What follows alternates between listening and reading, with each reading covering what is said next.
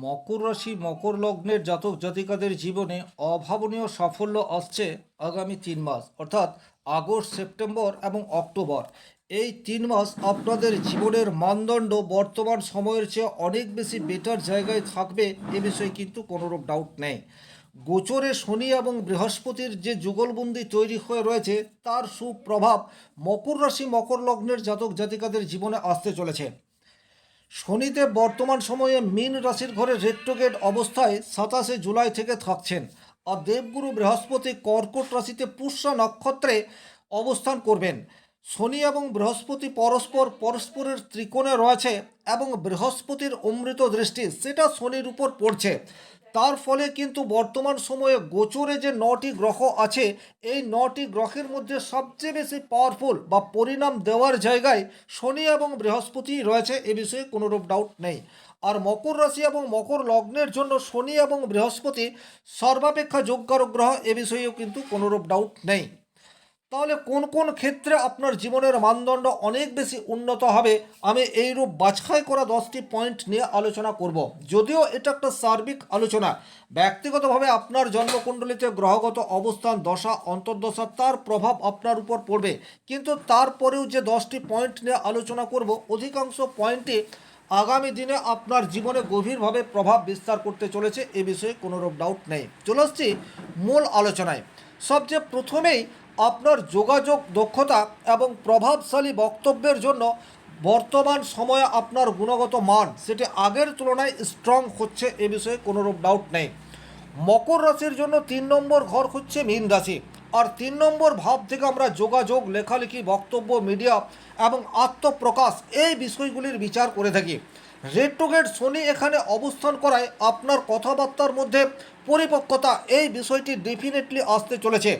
আগে আপনি যে কথাটি বলবো বলবো করেও বলে উঠতে পারেননি, বর্তমানে সেটি সাবলীলভাবে ব্যক্ত করতে পারবেন এবং আপনি নিজেকে বর্তমান সময়ে উপযুক্ত জায়গায় উপযুক্ত মানুষের কাছে প্রকাশ করতে পারবেন। এটা কিন্তু ভীষণ রকম গুরুত্বপূর্ণ বিষয়।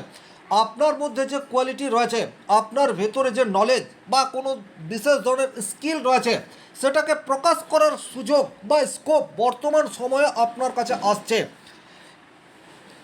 2 নম্বর যে জায়গায় আপনাদের পজিটিভ ইম্প্যাক্ট আসতে চলেছে, সেটি হচ্ছে দাম্পত্য জীবনে শুভ পরিবর্তন, এটা কিন্তু আপনারা পাবেন। মকর রাশির সপ্তমভাবে দেবগুরু বৃহস্পতি রেট্রোগেট, মাফ করবেন, দেবগুরু বৃহস্পতি পুষ্যা নক্ষত্রে অবস্থান করছে। পুষ্যা নক্ষত্র শনির নক্ষত্র, শনি আমাদেরকে ধৈর্য এই বিষয়টি শেখায়। সুতরাং সপ্তমভাবে উচ্চস্থ দেবগুরু বৃহস্পতি আপনাদের দাম্পত্য জীবনে কঠিন পরিস্থিতি তৈরি হলেও কীভাবে ধৈর্য ধরে পরিস্থিতি মোকাবেলা করা যায়, সেই শিক্ষা বর্তমান সময়ে প্রোভাইড করবেন। এবং বর্তমান সময়ে যে অভিজ্ঞতা আপনি অর্জন করবেন, সেটাকে কাজে লাগিয়ে পরবর্তী জীবনের যে কোনো সমস্যাকে অনায়াসে দূর করার চেষ্টা এটা আপনারা নিজেরাই করে উঠতে পারেন। যে সমস্ত মানুষের বিবাহের বয়স হয়ে গেছে অথচ বিবাহ হচ্ছে না, সেই সমস্ত মকর রাশি মকর লগ্নের জাতক জাতিকাদের বিবাহ বন্ধনে আবদ্ধ হওয়ার একটা সুযোগ, সেটা অন্তত আগস্ট, সেপ্টেম্বর, অক্টোবর এই সময়সীমার মধ্যে আসতে চলেছে। খুব গুরুত্বপূর্ণ বিষয়, এই 3 মাসে স্বাভাবিক অর্থে খুব একটা বিবাহ হয় না, কিন্তু তৃতীয়ভাবে শনিদেব রেট্রোগেট অর্থাৎ পাওয়ারফুল অবস্থায় রয়েছে।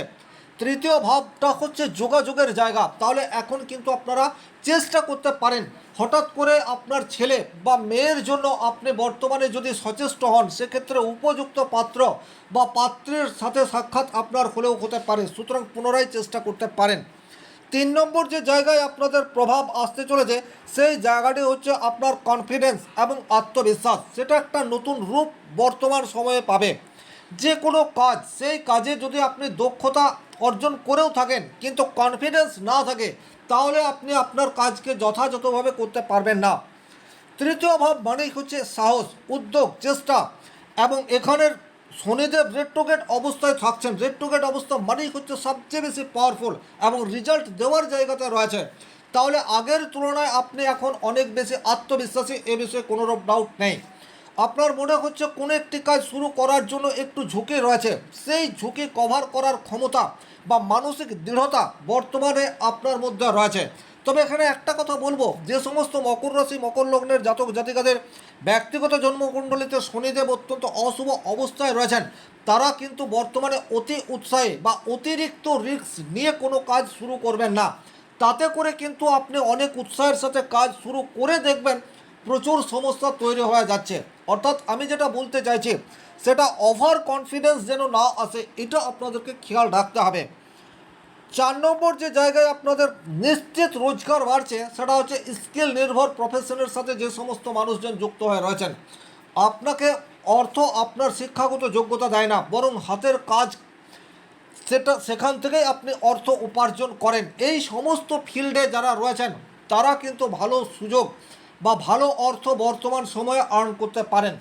বা নতুন কোনো ক্ষেত্রে আপনারা প্রশিক্ষণ নিয়ে আপনাদের যে স্পেশাল কোয়ালিটি রয়েছে সেটাকে আরও বেশি ক্ষুরোধার করে ফেলতে পারেন।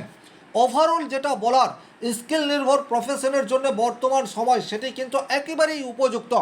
তৃতীয় ঘর থেকে আমরা এটার বিচার করি এবং সেখানে রাশির অধিপতি রয়েছে। সুতরাং আপনার স্কিলকে বা আপনার দক্ষতাকে কাজে লাগানোর জন্য যে যে সামগ্রী বা যে সমস্ত মানুষের সাহায্য আপনার প্রয়োজন, তারা সাহায্যের হাত আপনাকে বাড়িয়ে দেবে। এবং বর্তমানে আপনার সপ্তমভাবে বৃহস্পতি রয়েছে, অর্থাৎ আপনার অপোজিটে যে মানুষটি রয়েছে সে আপনাকে যথাযথ হেল্প করার জন্য প্রস্তুত রয়েছে। সুতরাং শুধুমাত্র চাকরি পাবো বলে বাড়িতে বসে থাকবেন না, আপনার মধ্যে যদি কোনো স্পেশাল কোয়ালিটি রয়েছে সেই কোয়ালিটিকে কাজে লাগিয়ে আপনি অর্থ উপার্জন করতে পারেন, এই বিশ্বাস আপনার মনের মধ্যে রয়েছে। আপনি বর্তমান সময়কে কাজে লাগানোর চেষ্টা করুন। 5 নম্বর যে জায়গায় আপনার প্রভাব আসতে চলেছে সেই জায়গাটি হচ্ছে বিজনেস। দেখুন, সপ্তমভাবে বৃহস্পতি উচ্চক্ষেত্রে অবস্থান করে রয়েছে। সুতরাং বিজনেসের ক্ষেত্রে একটা গতি বর্তমান সময়ে আপনারা আশা করতে পারেন। দীর্ঘদিন ধরেই মকর রাশি মকর লগ্নের জাতক জাতিকাদের ব্যবসার অবস্থা খুব একটা ভালো নয়। বিশেষ করে যারা প্রান্তিক ব্যবসায়ী, বড় বড় শপিং মল আপনাদের ব্যবসাকে অনেকাংশে শেষ করে দিয়েছে, কিন্তু তারপরেও বলবো আপনারা পুনরায় একটু চেষ্টা করুন। বর্তমানে আপনার সপ্তমে দেবগুরু বৃহস্পতি রয়েছে, নিজের ব্যবসাকে কিভাবে আপনি আরও একটু পরিমার্জিত করতে পারেন, আরও একটু মডেলাইজেশন করতে পারেন, বা কিভাবে আপনার বিজনেসকে আপনি একটা আধুনিক রূপ দিতে পারেন, এই নিয়ে একটু চিন্তা ভাবনা করুন। কারণ দেবগুরু বৃহস্পতি যেহেতু সপ্তমভাবে রয়েছে, আপনার ব্যবসা ক্ষেত্রের প্রতিবন্ধকতাকে দূর করার জন্য প্রভাবশালী ব্যক্তি, সে আপনার বাবা হতে পারে, সে আপনার মা হতে পারে, গুরু হতে পারে, বা যে কোনো পরামর্শদাতা হতে পারে, সে আপনাকে সাহায্য করার জন্য প্রস্তুত। আপনি যদি তার কথা শুনে বর্তমান সময়টিকে কাজে লাগানোর চেষ্টা করেন, তাতে অন্তত ঠকবেন না, এটা কিন্তু বলা যায়। 6 নম্বর যে জায়গায় আপনাদের গভীর প্রভাব আসতে চলেছে সেই জায়গাটি হচ্ছে বর্তমান সময়ে আপনার জনসংযোগ এবং সামাজিক গ্রহণযোগ্যতা, সেটি কিন্তু বৃদ্ধি পাচ্ছে। সপ্তম ভাব সমাজে মানুষের সঙ্গে সম্পর্কের ক্ষেত্রকে নির্দেশ করে, আর বৃহস্পতির শুভ প্রভাবে নতুন পরিচিতি, গুরুত্বপূর্ণ যোগাযোগ এবং সামাজিক পরিসর বিস্তৃত হওয়ার সম্ভাবনা প্রবল। পেশাগত ক্ষেত্রেও এই যোগাযোগ ভবিষ্যতে আপনার উপকার আনবে। 7 নম্বর যে জায়গায় আপনাদের পজিটিভ রেজাল্ট পাওয়ার জায়গা রয়েছে সেটা হচ্ছে স্বল্প দূরত্বের ভ্রমণ থেকে কোনো একটা শিক্ষা, সেই শিক্ষায় শিক্ষিত হয়ে আপনার জীবনের সমস্যাকে আপনি দূর করতে পারলেন, এই ধরনের ঘটনা ঘটতে পারে। দেখুন, এই পরিস্থিতিগুলি আগে থেকে কিন্তু আইডেন্টিফাই করা যায় না। আকস্মিকভাবে আপনার সাথে কোনো মানুষের পরিচয় ঘটল এবং সেটা ভ্রমণ করাকালীন সেই মানুষটির সাথে পরিচয় এবং আপনি আপনার সমস্যার কথা তাকে জানালেন, দুজনের মিলিত পরামর্শে আপনি আপনার সমস্যার সমাধান করে ফেলতে পারলেন। এই ধরনের কোনো ঘটনা আপনার জীবনের দিশাকে পরিবর্তিত করে ফেলতে পারে। 8 নম্বর যে জায়গায় আপনাদের পজিটিভ রেজাল্ট পাওয়ার জায়গা রয়েছে সেটি হচ্ছে সমালোচনা সহ্য করার ক্ষমতা, সেটি কিন্তু বর্তমানে আপনার মধ্যে ইনক্রিজ হবে। এটা কিন্তু খুব গুরুত্বপূর্ণ। অনেক সময় আপনি যখন কোনো ভালো কাজ করেন কিন্তু সেই ভালো কাজের তৎক্ষণাৎ রেজাল্ট পান না, তখন কিন্তু আপনার কাছের মানুষজনই আপনার সমালোচনা করে। দূরের মানুষ আপনার সমালোচনা করলে সেটা আপনি সহ্য করতে পারেন, কিন্তু যখন আপনার মা বাবা ভাই বন্ধু স্ত্রী বা স্বামী আপনার সমালোচনা করে, তখন কিন্তু ভেতর থেকে আপনার মনোবল সেটা একেবারে টুকরো টুকরো হয়ে যায়। যেহেতু বর্তমানে তৃতীয়ভাবে শনিদেব অবস্থান করে রয়েছে, সুতরাং সমালোচনা সহ্য করার ক্ষমতা আগের তুলনায় এখন আপনার অনেক বেশি। আপনি যদি সঠিক পরিকল্পনায় এগিয়ে যাচ্ছেন এবং আপনার মনে হচ্ছে যে আগামী 6 মাস বা 1 বছরে আপনি ভালো পরিণাম পেতে পারেন, তাহলে আপনার সমালোচনা করলেও আপনি সেই কাজে এগিয়ে যান। আপনার মধ্যে কোনো ভুল নেই, সেটা প্রমাণ করার দায়িত্ব আপনার। আর এই জায়গায় মানসিক দৃঢ়তা, চারিত্রিক বৈশিষ্ট্য এটা বর্তমানে আগের তুলনায় স্ট্রং হচ্ছে, এ বিষয়টিতেও কোনোরূপ কোনো ডাউট নেই। সুতরাং অপর মানুষে কি বলছে কোনো রকম গুরুত্ব দেবেন না।